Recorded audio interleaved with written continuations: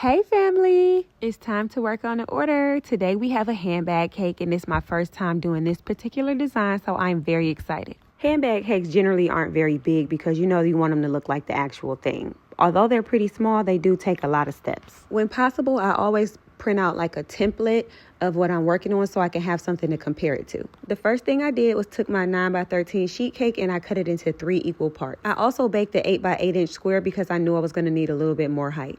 I stacked them up, filled them with buttercream, and I put it in the freezer so it can set up so I could get to carving. I did start with the cake layers already frozen, but they come to room temp so fast, so I do put the cake in and out of the freezer. Trust me, frozen cake is just so easier to work with. I really took my time getting the shape right because I really wanted to send this design home.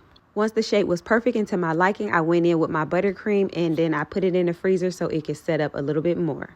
I went on the website so I can get some different angles of the purse, and I realized that this purse was like floppy on the sides. I don't know if I'm saying that right, but it was kind of had movement on the side. It was soft leather, so I carved out some of the side pieces to give it some movement.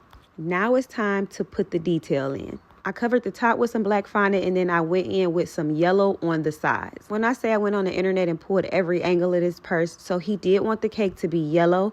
The actual purse has solid yellow on the side and the pattern is on the front and the back. I found this high resolution pattern off of Pinterest and I printed it on my edible printer and I added it to some fondant and put it onto the cake. Now I'm just going in and putting all of those fine details to make it really look like the actual bag. By this time it was coming together and I was just so excited. I actually ended up cutting up my template because it was the same size as the cake and it was just easier to make sure that everything was right as far as size and position. So I cut it up and I began to piece it together. I felt like a dressmaker making a dress out of a pattern, but I guess it's kind of the same idea, right? When I went to add the stitching, I realized my embroidery tool was missing, so I had to get creative. Now I'm adding on just the last bit of detail and I realized that it was like a wood grain texture on this piece on the front, so I made some wood grain marbling in my fondant and I added that to the cake. I made the handle and I set it aside so it could firm up.